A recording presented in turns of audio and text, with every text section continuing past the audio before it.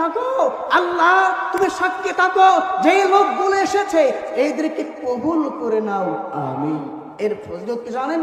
যে লোকগুলো ইসলামিক কোন কথা শ্রবণ করার জন্য আসে, বসে থাকে, ওই লোকের জন্য আল্লাহর ফেরেশতারা, রহমতের ফেরেশতারা ঘিরে রাখেন।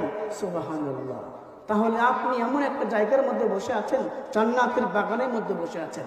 উপস্থিতি বলছিলাম, আল্লাহর নবী সাল্লাল্লাহু আলাইহি ওয়াসাল্লাম বলছেন, খায়রুকুম মান তাআল্লামাল কুরআনা ওয়া আল্লামাহু।